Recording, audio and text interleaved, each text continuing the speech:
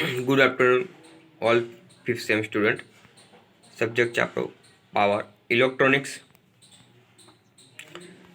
Power ઇલેક્ટ્રોનિક્સમાં આપણે નવું એક ચેપ્ટર પાંચમું ચાલુ કરવાનું છે. લાસ્ટ ચેપ્ટર છે પાવર ઇલેક્ટ્રોનિક્સના ઔદ્યોગિક ઉપયોગો. કે પાવર ઇલેક્ટ્રોનિક્સના ઉદ્યોગમાં કયા કયા જગ્યાએ ઉપયોગ થાય છે, કઈ રીતે ઉપયોગ થાય છે, એ આપણે આ ચેપ્ટરમાં ભણવાનું છે. મોસ્ટ ઓફ તમે જોયું છે પાવર ઇલેક્ટ્રોનિક્સનો ઉપયોગ એટલો બહોળો છે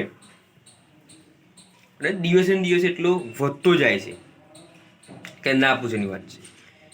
કે પાવર ઇલેક્ટ્રોનિક્સ વગર તો શક્ય જ નથી. આપણે ઘરે બી વાત કરો તો ઘણી બધી એવી ચીજ વસ્તુઓ છે. આપણે ઘરની બેઝિક વાત કરીએ, ઉદ્યોગની વાત ને ઘરમાં વાત કરીએ તો પણ એટલી બધી બહોળી રીતે ઉપયોગ થાય છે. ટીવી છે, જેવી કે સ્ટેબિલાઇઝર હોય, ગમે તે વસ્તુ હોય, ઇન્વર્ટર છે, તો બધામાં કઈ પાવર ઇલેક્ટ્રોનિક્સની ટેકનિકનો ઉપયોગ થાય છે. એથી ઉદ્યોગોમાં પણ એટલો બધો ઉપયોગ થાય છે. તો આ ચેપ્ટરમાં આપણે એ જ અભ્યાસ કરવાનો છે કે પાવર ઇલેક્ટ્રોનિક્સના ઔદ્યોગિક ઉપયોગો. અને એક બે ક્વેશ્ચન, એકાદ ક્વેશ્ચન તો જીટીયુમાં આ ચેપ્ટરમાંથી પૂછાય છે. તો પહેલાં તો ફર્સ્ટ ઇન્ટ્રોડક્શન કરીશું ચેપ્ટરનું. તો આપણે આગળના ચેપ્ટરમાં ભણી ગયા કે એસસીઆર તથા અન્ય પાવર ઇલેક્ટ્રોનિક્સ ડિવાઇસીસે માહિતી મેળવી છે કે એસસીઆરનો કઈ રીતે ઉપયોગ થાય છે. ઇન્વર્ટર, ચોપાર, સાયક્લો નેટવર્ક વિશે અભ્યાસ કર્યો અને એનો ઉપયોગ પણ ઘણી જગ્યાએ જાય છે. આપણે જોયું કે કઈ કઈ રીતે ઉપયોગ થાય છે. પછી ઇન્ડસ્ટ્રીયલ વિવિધ ક્ષેત્રમાં પાવર ઇલેક્ટ્રોનિક્સનો ઉપયોગ કરવામાં આવે છે. એટલે તમને લોકોને ખબર છે કે જે આ ચોપાર છે, એસસીઆર છે, ઇન્વર્ટર છે, સાયક્લો ઇન્વર્ટર છે, સાયક્લો કન્વર્ટર છે, એ બધાનો ઉપયોગ કઈ રીતે ઔદ્યોગિકમાં ઉપયોગ થાય. ઔદ્યોગિક એટલે મેરા બિઝનેસો હોય, કંપનીઓ, એમાં ઉદ્યોગો હોય ને એમાં કઈ રીતે ઉપયોગ થાય. બધાને ખબર જ છે કે આપણે આગલા ચેપ્ટરમાં ભણ્યા છે કે ભાઈ ચોપાનો ઉપયોગ કઈ થાય છે. ચોપાના ઉપયોગો ભણ્યા, ઇન્વર્ટરના ઉપયોગો ભણ્યા, એસસીઆરના ઉપયોગો ભણ્યા. તો ઉદ્યોગોમાં પણ આપણે લખેલું દરેક ટોપિક ઉદ્યોગોમાં ઉપયોગ થાય.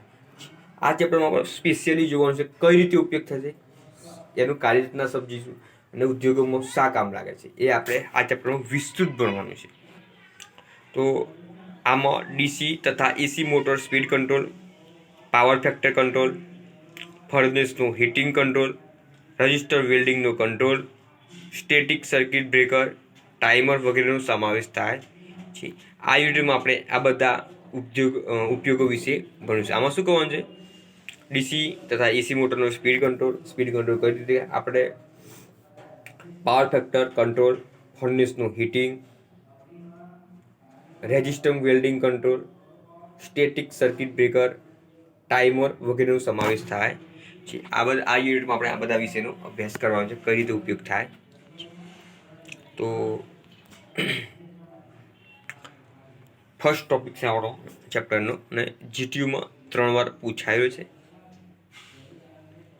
આર્મેચર વોલ્ટેજ કંટ્રોલની રીત વડે DC મોટરનો speed control.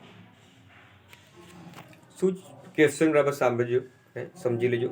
Armature voltage કંટ્રોલની રીત, આર્મેચર છે ને વોલ્ટેજો છે એને કંટ્રોલ કરીએ તો આખું ડીસી મોટર કેવું થાય, કંટ્રોલ થઈ જાય. એ ક્વેશ્ચન ફરી બોલું છું. આર્મેચર વોલ્ટેજ કંટ્રોલની રીત વડે ડીસી મોટરનો સ્પીડ કંટ્રોલ.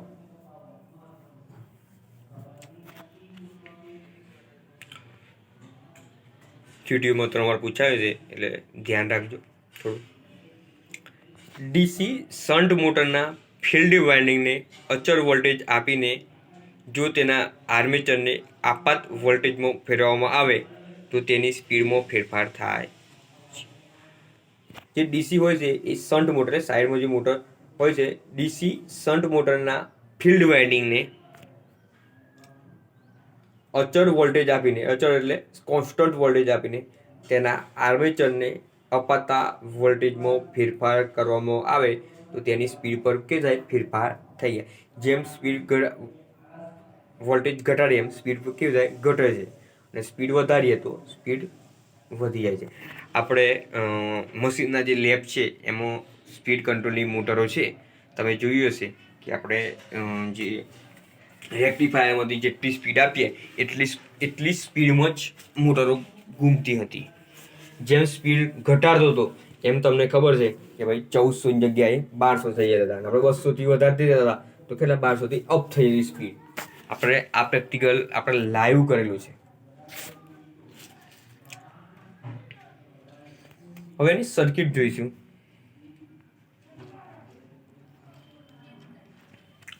તો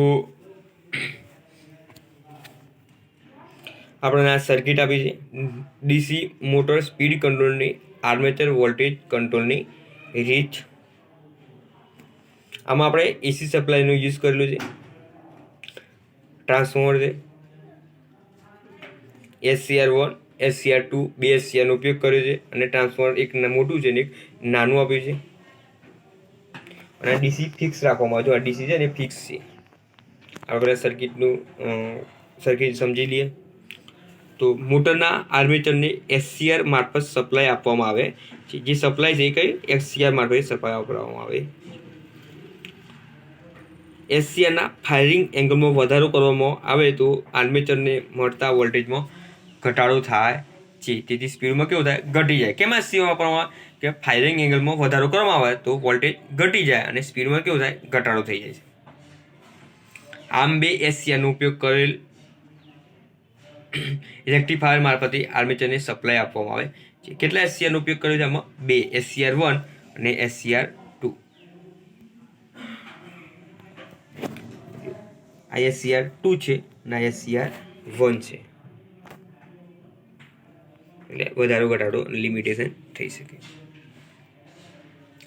RC ફેઝ શિફ્ટ કંટ્રોલ સર્કિટનો ઉપયોગ કરી SCRનો ફાયરિંગ એંગલ બદલવામાં આવે છે. RC એટલે R એટલે રજિસ્ટર અને C એટલે કેપેસિટર.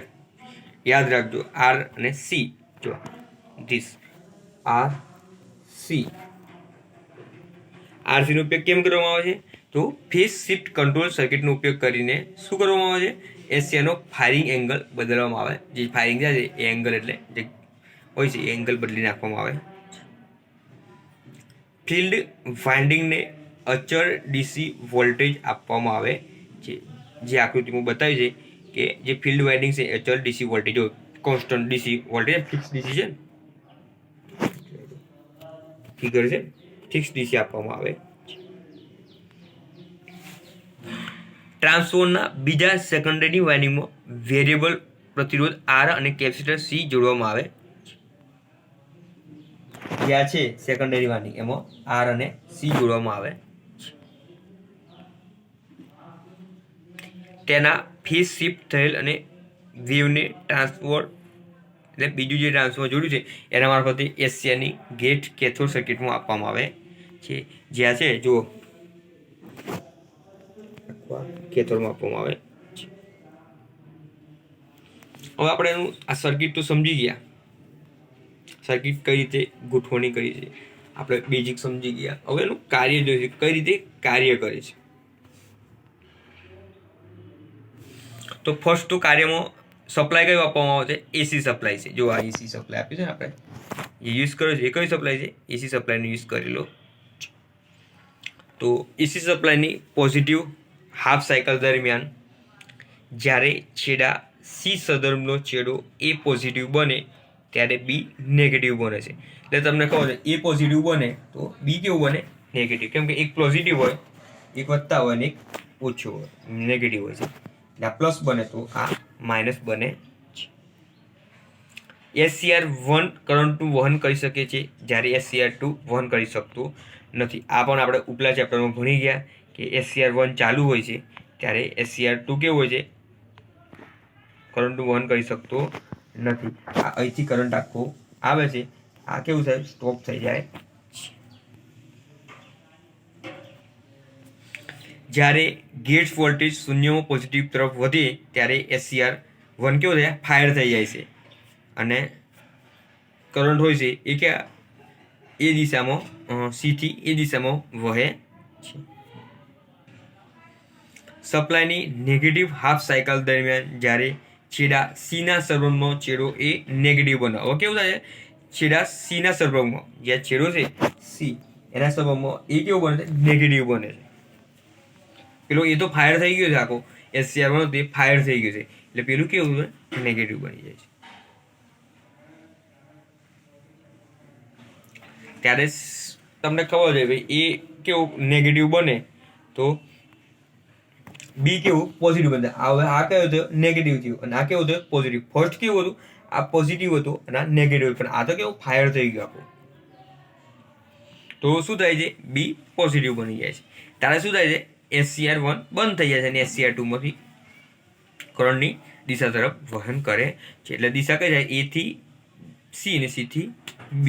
પેલી કઈ હતી B થી A ને A થી C ઉલટી દિશામાં વહન કરે.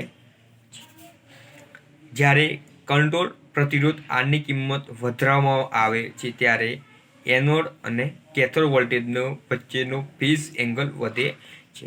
શું કહેવામાં આવે છે કે જ્યારે કંટ્રોલ પ્રતિરોધ આર એટલે આર અને રેઝિસ્ટરની કિંમત વધારવામાં આવે ત્યારે શું થાય એનોડ અને કેથોડનો વોલ્ટેજ કેવો થાય જે બંને વચ્ચેનો જે એંગલ મળે છે એ કેવો છે વધી જાય છે. કેમ કે આપણે રેઝિસ્ટરની જે કિંમત હોય કરંટ એ વધારી દેવામાં આવે છે. જો આ બતાવેલું જ છે ગ્રાફ, આ એંગલ કેવું છે વધારેલું બતાવેલું જ છે. હવે SCR નો ફાયરિંગ એંગલ વધે છે, ફાયરિંગ એંગલ કેવું થાય વધી જાય છે. તો આર્મેચરને મળતા વોલ્ટેજમાં શું થાય છે ઘટાડો થાય છે અને સ્પીડ કેવી થાય છે ઘટી જાય છે. ઓટોમેટિક સ્પીડ કેવી થાય ઘટી જાય.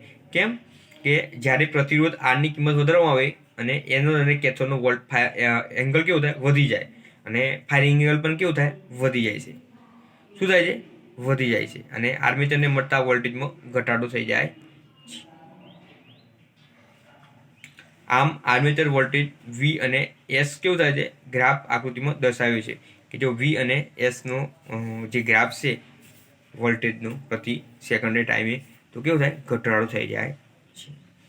આ ઓપન લૂપ પ્રકારનો કંટ્રોલ છે, તેની ચોકસાઈ કરેલી નથી. એટલે ઓપન લૂપ પ્રકાર એની બહુ ચોકસાઈ એટલે ચોક્કસ એનું માપ કોઈ નક્કી કરેલું નથી. આ ગ્રાફ છે એનો વોલ્ટેજમાં ફેરફાર થવાથી અથવા લોડમાં ફેરફાર થવાથી સેટ કરેલી સ્પીડમાં ફેરફાર થાય છે. આ થયો આપણો ખૂબ IMP ક્વેશ્ચન છે. 3 વાર GTમાં પૂછાય છે અને થોડું હાર્ડ ક્વેશ્ચન છે અને પૂછાય છે કે આર્મેચર વોલ્ટેજ કંટ્રોલની રીત વડે DC મોટરનો સ્પીડ કંટ્રોલ. કોઈ પણ એક રીતનો DC સ્પીડ કંટ્રોલ પૂછાય છે. જે મોટર કંટ્રોલ છે કોઈ પણ એક રીતે પૂછાય છે. આપણે 3 રીતો છે જુદી જુદી, એમાંથી ગમે તે પૂછાશે. તો આ પહેલું હતું આર્મેચર વોલ્ટેજ કંટ્રોલની રીત વડે DC મોટરની સ્પીડ કંટ્રોલ. તો આપણે સર્કિટ સમજ્યા. સર્કિટમાં શું સમજ્યા કે SCR1 અને SCR2નો ઉપયોગ કર્યો છે, ટ્રાન્સફોર્મર T1 અને T2નો ઉપયોગ કર્યો છે. પછી RC સર્કિટનો ઉપયોગ કર્યો છે કેમ કે કંટ્રોલ કરવા માટે R અને C નો કંટ્રોલ કર્યો છે ને આપણે બતાવી છે ને એ છે. પછી જે આ સેકન્ડરી વાયરિંગમાં RC નો ઉપયોગ કરેલો હોય. પછી ફિક્સ DC સપ્લાય આપેલો છે અને AC સપ્લાય આપણે થી ચાલુ કરી શકવા. પછી એનું કાર્ય કર્યું છે કે ભાઈ પહેલા ફર્સ્ટ તો શું હોય છે કે એ કેવો હોય છે નેગેટિવ હોય છે, એ કેવો હોય છે પોઝિટિવ હોય છે, બી કેવો હોય છે નેગેટિવ. ત્યારે શું થાય છે SCR1 કાર્ય કરે છે અને SCR2 કેવો હોય છે બંધ હોય છે. પરંતુ જ્યારે ફાયરિંગ એંગલ SCR1 ફાયર થઈ જાય ત્યારે શું થાય છે બી પોઝિટિવ બને છે અને નેગેટિવ બને. ત્યારે કઈ દિશામાં કાર્ય કરે છે B થી C અને C થી A દિશામાં કરંટનું વહન થાય છે અને SCR2 કાર્ય કરતું થઈ જાય છે અને SCR1 બંધ થઈ જાય છે. આ સમગ્ર સર્કિટમાં શું થાય છે આપણે જે R હોય છે એ વધારી દેવામાં આવે છે અને SCR બંધ હોય છે, SCR1 બંધ હોય છે એટલે SCR2માં કેવું થાય લોડ ઘટી જાય છે. ઓટોમેટિક પાવર કેવો થાય ઘટી જાય એટલે સ્પીડ પણ કેવી થઈ જાય ઘટી જાય અને એંગલ હોય છે ચેન્જીસ થઈ જાય છે. કેથોડ અને એનોડનો એંગલ કેવું થાય વધી જાય છે એટલે સ્પીડ ઘટી જાય છે. આ રીતે આખું કાર્ય કરે છે.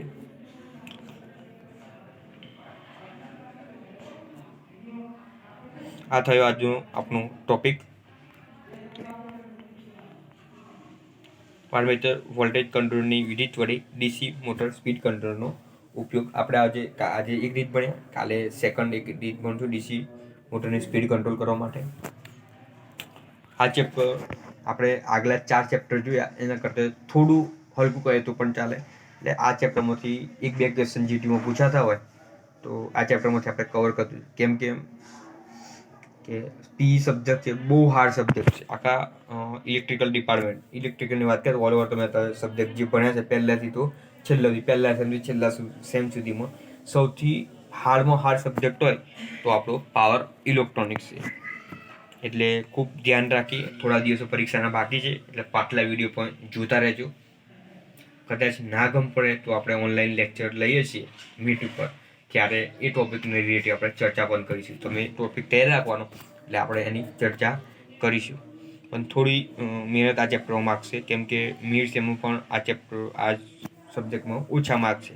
બીજા સબ્જેક્ટની સરખામણીમાં ઘણા ઓછા માર્ક છે. દરેક સ્ટુડન્ટ અમે માર્ક દેખ્યા તો 5 થી 6 માર્કનો ડિફરન્ટ આવી જ જાય છે. એટલે થોડી આ સબ્જેક્ટમાં તૈયારી કરજો. અને કદાચ ઇનકેસ કોઈ ટોપિકમાં ના ગમ પડે તો ફરી તેને હું સમજાવી દઈશ. Thank you.